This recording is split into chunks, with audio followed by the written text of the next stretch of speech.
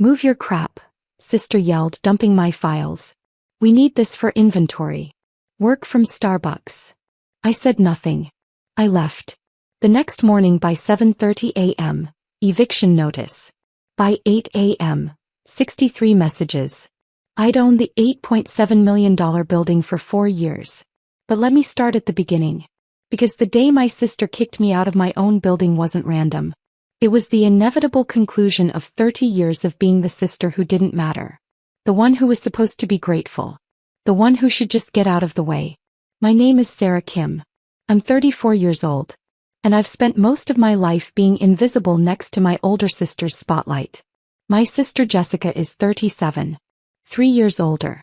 3 years more everything according to our parents. Growing up in San Jose, California, Jessica was the achiever. Straight A's. Student body president. Stanford acceptance. She was the daughter our immigrant parents dreamed of. Proof that their sacrifice meant something. I was different. Quieter. More interested in computers than people. I went to UC Berkeley for computer science. Good school. But not Stanford. Jessica got her MBA. Went into consulting. McKinsey. Then moved to tech. Product management at Google. Married a software engineer named David. They bought a house in Palo Alto worth $2.3 million. I started as a software engineer at a small startup. Made $95,000. Lived in a studio apartment in Oakland. Rode my bike to work.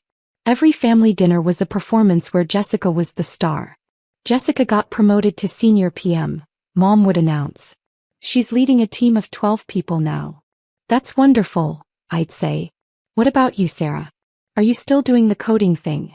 I'm a senior engineer now. Building infrastructure for. That's nice.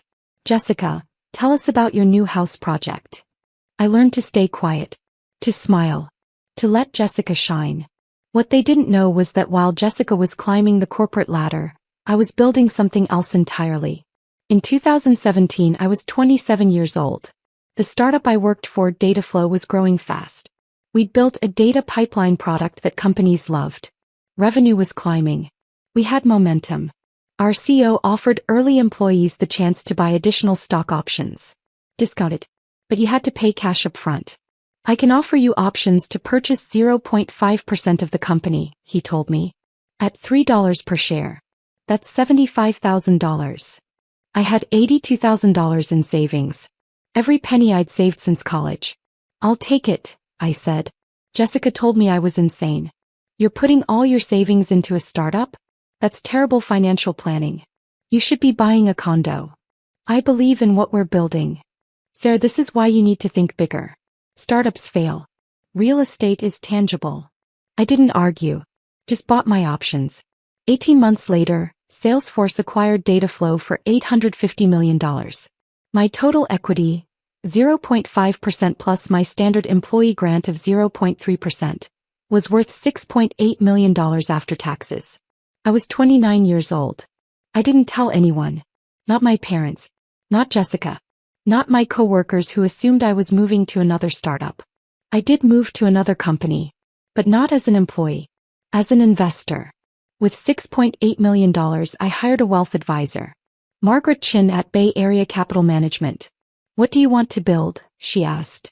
Long-term wealth. I want to own assets that appreciate and generate income. Commercial real estate? Yes.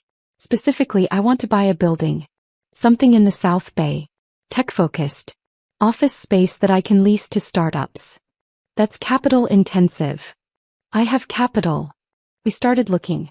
In 2019 we found it. A 4-story office building in Mountain View. Built in 2005. 45,000 square feet. 8 separate units. Currently 85% occupied. The building was owned by a developer who'd overextended himself. He needed to sell quickly. Asking price. $9.2 million. It's underpriced for the location, Margaret said. He's motivated. What's it generating? Annual rental income is $1.8 million. Operating expenses are about $650,000. Net operating income, $1.15 million. That's a 12.5% cap rate. That's excellent. It is. But you'd need to finance part of it. Banks will lend you about 70%. You'd need a down payment of around $2.8 million. I'll offer $8.7 million. All cash. Close in 30 days. All cash? Sarah, you'd be putting almost all your liquid capital into one asset. I believe in this market. Tech is growing. Office space in Mountain View will always be valuable. Margaret paused. Hey. But we're creating an LLC. Kim Property Holdings. You'll own the building through the entity. Protects you from liability. Perfect. We closed on November 15, 2019. I paid $8.7 million cash for a commercial building in Mountain View. My family thought I was still working as a software engineer, living in my Oakland studio. I hired a property management company, Premier Commercial Management, to handle day-to-day operations. I reviewed financials monthly but stayed hands-off otherwise. By 2020, I'd increased occupancy to 95%. Annual revenue, $1.9 million. Net operating income, $1.25 million. By 2022, I'd raised rents in line with market rates. Annual revenue, $2.3 million. Net operating income, $1.65 million. The building had appreciated to $11.2 million. My net worth, $9.8 million. My family still thought I was just a software engineer. In 2021, Jessica quit Google. I'm starting a company, she announced at Sunday dinner. That's exciting. Mom said. What kind of company? Direct-to-consumer wellness products. Supplements. Skincare. We're calling it Vitality Collective. That sounds wonderful, Dad said. Very entrepreneurial. Jessica looked at me. You've worked at startups. Any advice? Focus on unit economics. Make sure your customer acquisition cost is sustainable. Obviously, this isn't my first rodeo, Sarah. I ran product at Google. Product management is different from running a company. I'm aware. That's why I have David as my co-founder. He'll handle tech. I'll handle product and business. Over the next year, I watched Jessica build Vitality Collective. They raised a seed round, $2 million from angel investors and a small VC firm. They hired 12 employees. They launched their first products. The company looked impressive from the outside. Beautiful branding. Active social media. Press coverage in TechCrunch. But I saw the numbers. Their customer acquisition cost was $180. Average order value was $95. They were losing money on every customer. How's the company doing? I asked at dinner one night. Amazing. We're growing fast. Tripled our revenue last quarter. What's the revenue? $85,000 last quarter. Up from $28,000. That meant they'd made $85,000 in revenue while spending probably $500,000 plus on payroll, inventory, and marketing. What's your burn rate? We're well capitalized. Don't worry about it. But I did worry. Because I understood startups. And Vitality Collective looked like it was burning through cash without a clear path to profitability. In early 2023, Jessica called me. Sarah, I need a favor. What's up? We need office space. We've been working remote, but we need to bring the team together. Build culture. Makes sense. The thing is, real estate is expensive. We're trying to conserve cash. I heard you work in a building in Mountain View. Do you know if there's any space available? My building. He was asking about my building. I can check. What are you looking for? Maybe 3,000 square feet? Something we can fit 12 people plus room to grow. That's pricey. Mountain View office space runs about $4.50 per square foot per month. You'd be looking at $13,500 monthly. Ouch. That's steep. That's market rate. Well, see what you can find. Maybe there's something cheaper. Or maybe the landlord would be flexible for a startup. I called my property manager, David Chin at Premier Commercial Management. David, I have someone asking about space. My sister. She wants 3,000 square feet for her startup. Unit 3B is available. 3,200 square feet. We're asking $4.50 per square foot. That's $14,400 monthly. What's our flexibility on price? For a quality tenant with good credit? Not much. Market is strong. But family is family. What do you want to do? Let me think about it. I thought about it for 3 days. About whether to reveal that I owned the building. About whether to give Jessica a deal. In the end, I decided to stay anonymous. Rent her the space at market rate through the LLC. Keep my ownership private. David, let's rent her Unit 3B. Standard lease terms.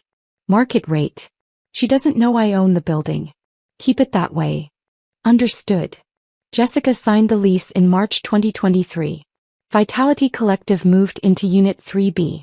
$14,400 per month. 3-year lease. At family dinners she talked about our new office in Mountain View. The landlord is some investment company, she said. Very corporate. But the space is perfect for us. I smiled. Said nothing.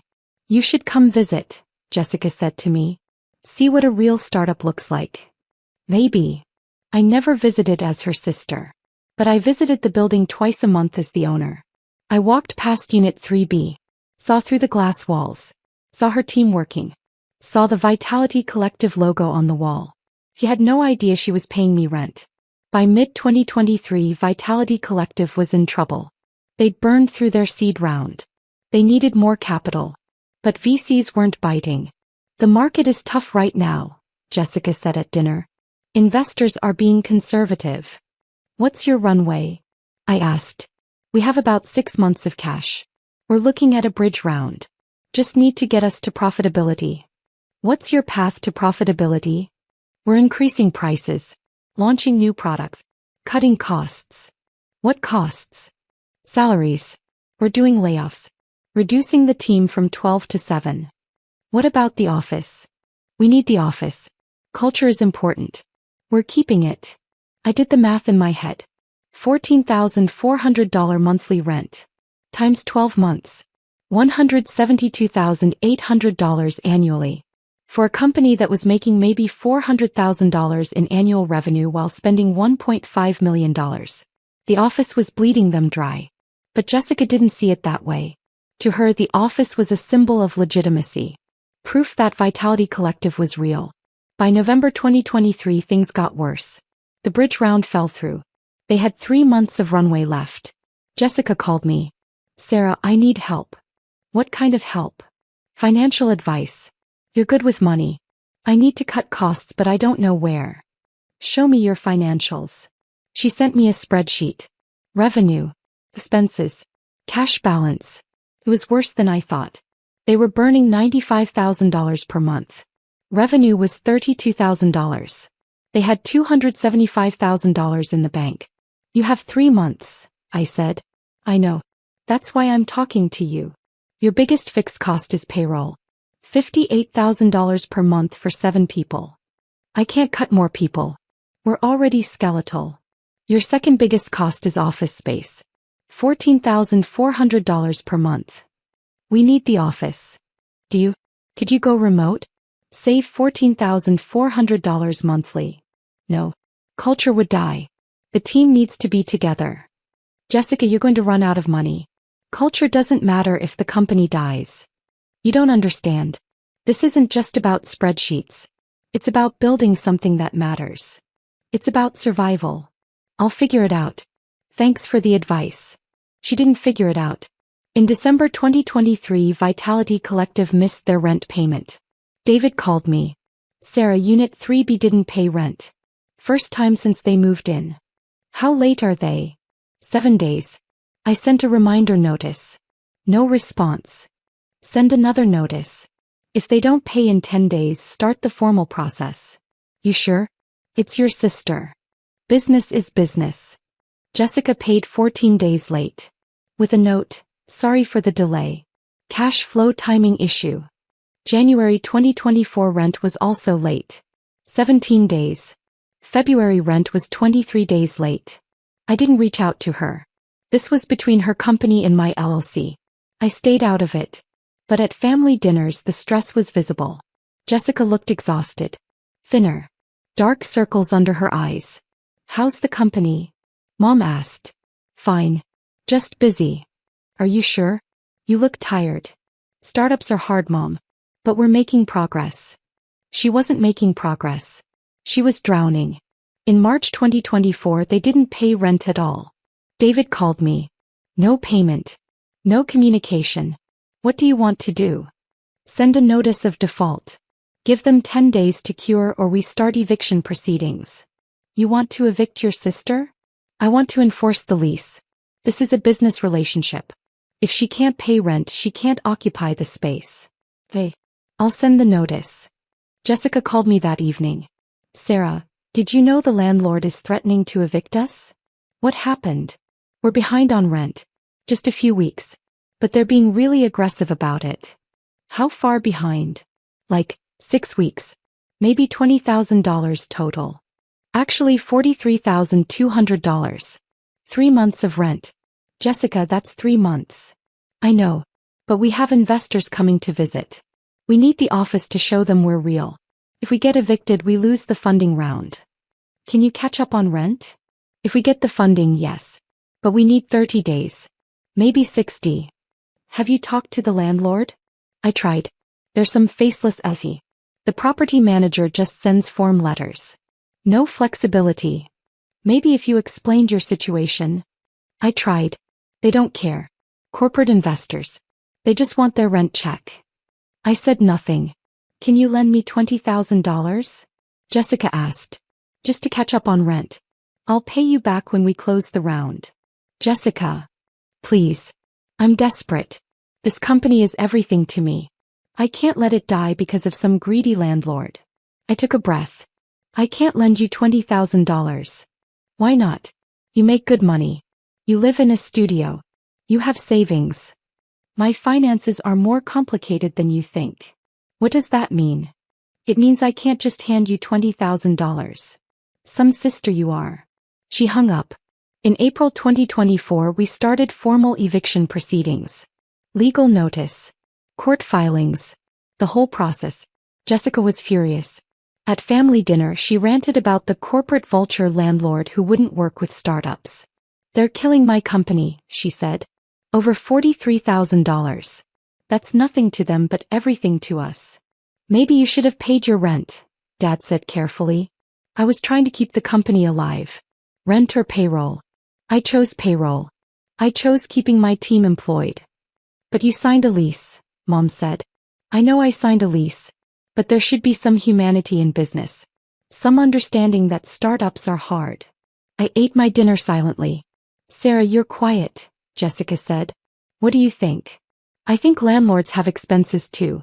Property taxes. Insurance. Mortgages. They can't just forgive rent because a tenant is struggling. That's cold. That's reality. You sound like a capitalist robot. I sound like someone who understands business. Whatever. You've never built anything. You just write code for other people's companies. You don't understand what it's like to have everything on the line. I could have told her then. About the building. About owning the space she was about to be evicted from. About building a multi-million-dollar real estate portfolio while she assumed I was just a code monkey. But I didn't. I just kept eating. On April 15, 2024, Jessica got approval from an investor for emergency bridge funding. $250,000. Enough to pay back rent and buy 3 more months of runway. She called me excited. We're saved. The investor came through. We can pay the rent. Keep the office. That's great. I'm going to go to the office tomorrow. Pay in person. Show the property manager we're serious. Good idea. The next day, April 16th, I had a meeting scheduled with David Chin to review Q1 financials. We'd scheduled it weeks ago. 10 a.m. at the building. I arrived at 9:45 a.m. Parked in my reserved owner's spot in the garage. I went to the building manager's office on the first floor. David was already there preparing documents. Ready to review numbers? He asked. Let's do it. We went through the financials. Revenue was up 8% year over year. Expenses were controlled. Net operating income was strong. What about Unit 3B? I asked. Are they current now? Not yet. But the tenant called yesterday. Said she's bringing payment today. Cashier's check for full back rent. Good. At 10:47 a.m. while David and I were reviewing maintenance expenses, my phone buzzed. Security calling. Miss Kim, there's a situation in Unit 3B. What's going on? The tenant is moving furniture into the conference room. They're using it as storage. The space is getting crowded. Other tenants have complained about noise. I'll come up. I told David I'd be back in 15 minutes. Took the elevator to the third floor. I walked toward Unit 3B. Through the glass walls I could see chaos. Boxes everywhere. Inventory stacked in the conference room. The office that was designed for 12 people now crammed with products and packaging materials. I opened the door. Walked in. Jessica was directing 2 employees who were moving boxes. She didn't see me at first. Then she turned. Her face went from confusion to recognition to shock. Sarah? What are you doing here? I have a meeting in the building. Oh. Well, we're kind of busy. We're reorganizing. Got a lot of inventory we need to store. I looked around. You're using the office as a warehouse? Temporarily. We're growing. We need the space. An employee approached. Young woman. Maybe 24. Jessica, where do you want these boxes? Put them in that empty office. That's not empty, the woman said. Someone has a desk and computer in there. They can work from home today. We need the space. I walked toward the office she was referring to. Saw a desk with files and a laptop. A name placard, David, head of engineering. Whose office is this? I asked. Jessica came over. That's David's space. He's my co-founder. But he's not here today. We can use it.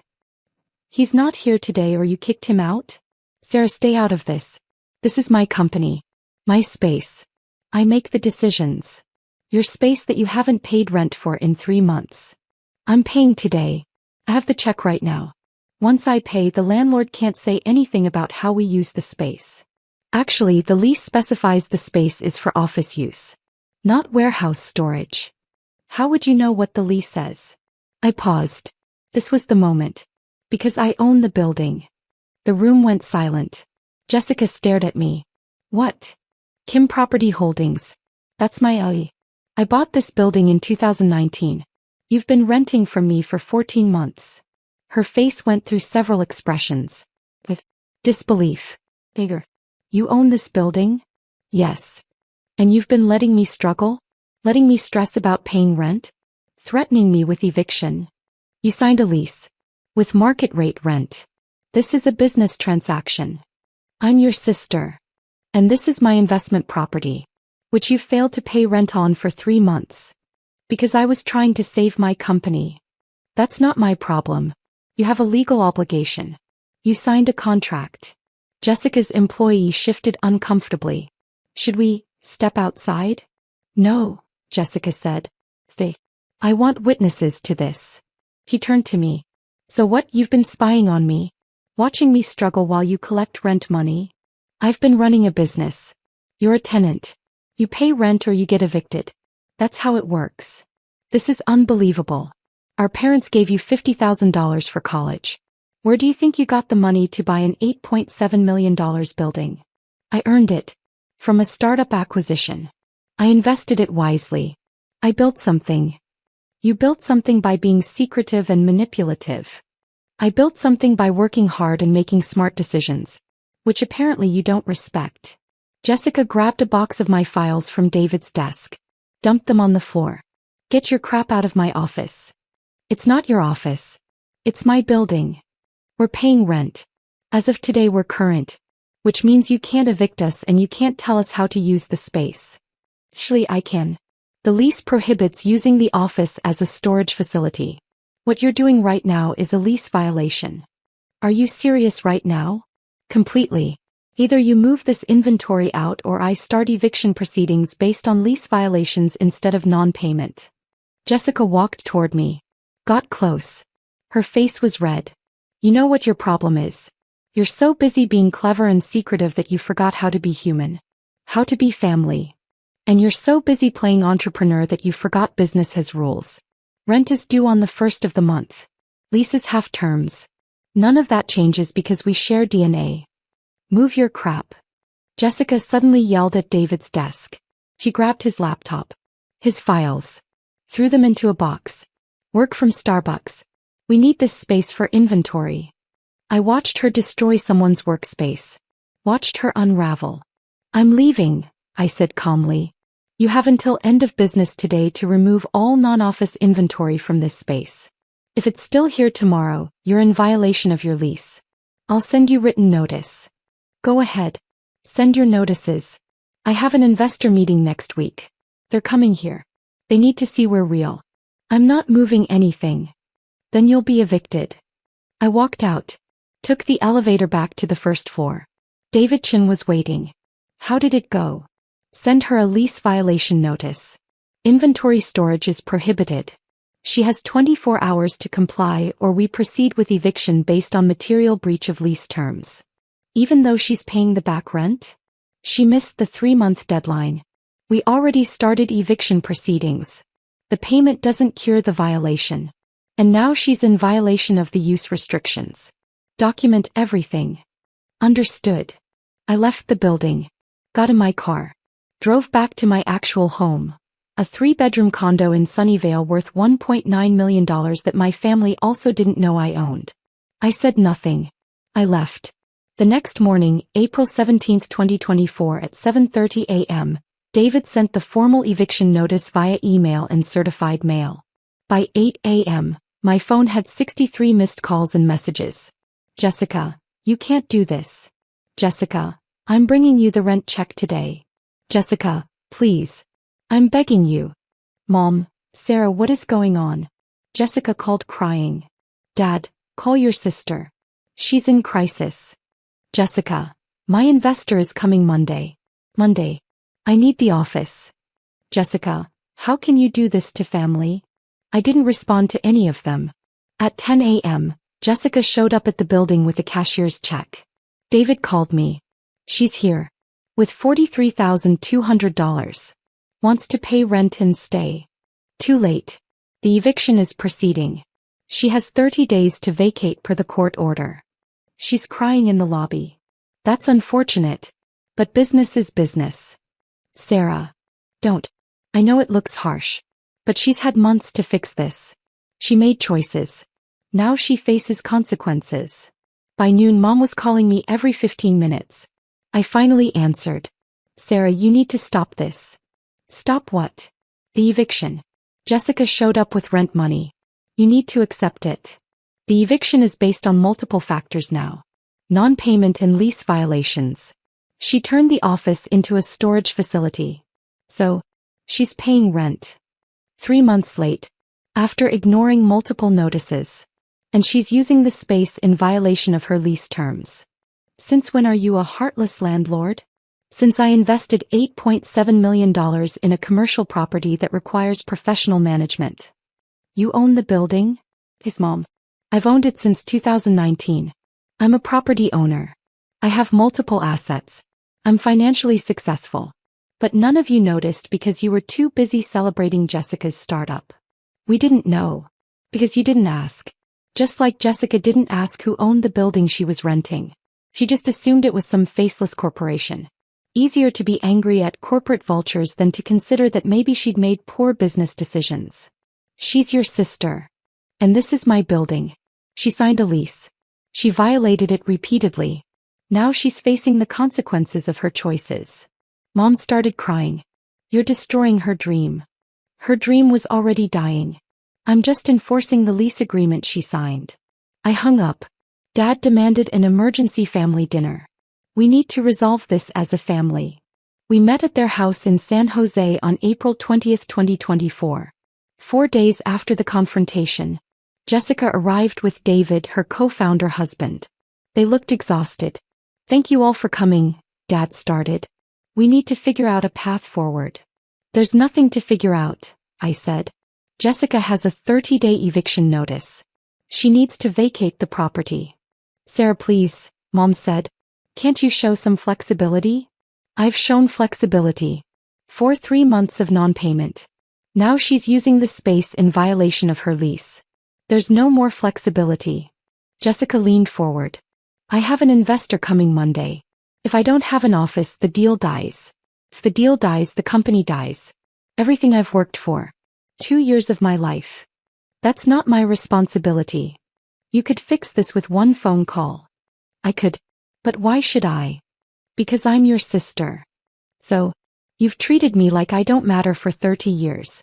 Every family dinner was about your achievements, your promotions, your house, your startup. I was just the quiet little sister who coded for other people. Remember that phrase? Sarah just writes code for other people's companies. You said that 6 days ago. Jessica looked down. I've built something significant, I continued. A real estate portfolio, financial security, success by any measure. But none of you knew because none of you asked. You were too busy assuming I was less than you. That's not fair, Mom said. Isn't it? When's the last time you asked about my work, my life, my accomplishments? It's always about Jessica. Always has been. We're proud of both our daughters, Dad said. No, you're proud of Jessica. I'm just, there, the backup daughter. The one who should be grateful to be included. Sarah, Jessica started. I bought that building when I was 29 years old. Paid $8.7 million cash. Built a business model that generates over $1.6 million in annual net income. My net worth is nearly $10 million. And none of you had any idea because you never looked past your own assumptions about who I was. The room was silent. So no, I said. I'm not going to save your startup by forgiving rent or overlooking lease violations. You signed a contract. Live with it. David, Jessica's husband, spoke for the first time. What if we pay the back rent plus a penalty? And move the inventory out immediately? The eviction is already in process. Legal fees have been incurred. Court dates are scheduled. How much would it cost to stop it? He asked. More than you have. And more than I'm willing to negotiate. Name a price. I looked at Jessica. There is no price. This isn't about money. This is about consequences.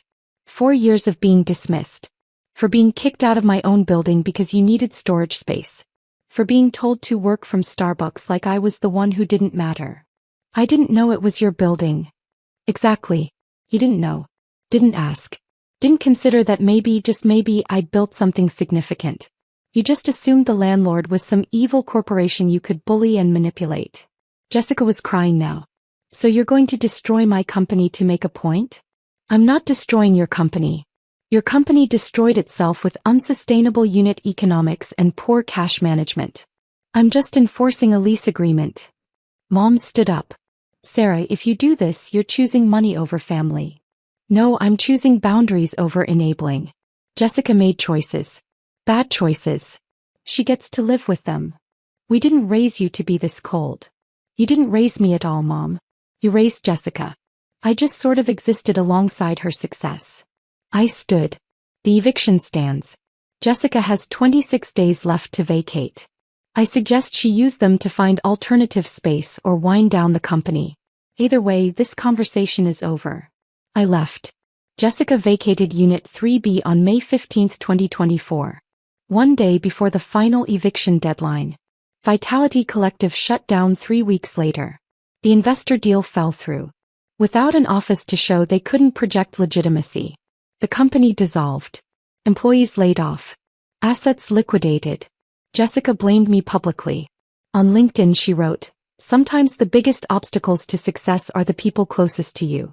Family isn't always support. Sometimes it's sabotage." I didn't respond. My parents stopped inviting me to family dinners. I was too focused on business. Too cold. Not the daughter they thought they raised. Fine by me. 3 months later, in August 2024, David, Jessica's husband, reached out to me. "Sarah, can we talk? Just you and me." "No, Jessica." "About what?" "About what happened. And what happens next." We met at a coffee shop in Palo Alto. "Jessica is angry," he said. "Probably will be for a long time." "I know. But I wanted to tell you something. You were right." I looked up. "The company was dying," David continued. "Terrible unit economics. Unsustainable burn rate. We were never going to make it. The office was bleeding us dry. You evicting us probably saved us from 6 more months of suffering and debt. Tell that to Jessica." She's not ready to hear it yet. But she will be. Eventually. Maybe. I also wanted to say I'm impressed. With what you've built. I did some research after everything happened. Your building is just one asset. You own other properties too. Yes. That's incredible. You built real wealth while everyone was focused on startups and exits. Smart. Thank you. Jessica feels betrayed. But honestly, I think she's just shocked that you were more successful than her and she never knew. That's her issue to work through. It is.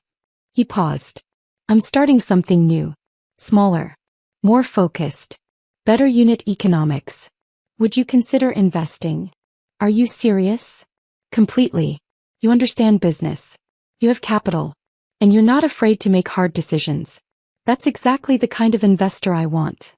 I thought about it. Send me a deck. Let me review it. I will. Thank you. It's now December 2024. 8 months since I evicted Jessica. My building is 100% occupied. Unit 3B was released to a Series B startup in June. $16,500 per month. 20% increase over what Jessica was paying. Annual revenue from the building, $2.5 million. Net operating income, $1.8 million. The property is now valued at $12.4 million. I invested $200,000 in David's new company. Convertible note.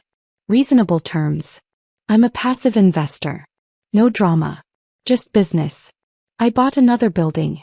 A small office complex in Fremont. $6.2 million. My portfolio is expanding. My parents and I speak occasionally. Strained but civil. They're slowly accepting that I'm not the daughter they thought I was. Jessica and I haven't spoken. She blocked me on all platforms. Moved to Austin with David to start fresh. Last week Mom called. Sarah, I need to apologize. For what? For not seeing you. For all those years. We were so focused on Jessica's path that we ignored yours. I know. You built something remarkable. And we missed it because we weren't paying attention. You weren't looking. No, we weren't. And I'm sorry. Thank you. Do you think you and Jessica will ever reconcile? Maybe. When she's ready to see me as an equal instead of as the little sister who should have stayed in her place. That's fair. She was wrong about a lot of things. Yes, she was. But Sarah, you were harsh. I was fair. There's a difference. Mom sighed. I suppose there is. We talked for another 20 minutes. About my properties. My investments. My success. For the first time in my life she asked questions and actually listened to the answers. Progress. I don't regret evicting Jessica. I don't regret enforcing my lease. I don't regret choosing my boundaries over her feelings. Because here's what I learned. Family doesn't give you the right to exploit. Love doesn't mean enabling. And being kind doesn't mean being weak. Jessica built her startup on assumptions. That investors would always come through. That rent could wait. That the faceless landlord would be flexible. She was wrong about all of it. And when she kicked me out of my own building, literally threw my files on the floor and told me to work from Starbucks, she revealed exactly how much respect she had for me. None. So I showed her exactly how much power I had. All of it. The next morning the calls started. The eviction notice was delivered. The consequences were real. And Jessica learned what I'd known all along. Silence isn't weakness. It's strategy. I built my empire while she assumed I was just a coder. I owned the building while she thought she was renting from strangers. I held all the cards while she thought she was winning the game. The only thing that changed was her knowledge of it. And that changed everything.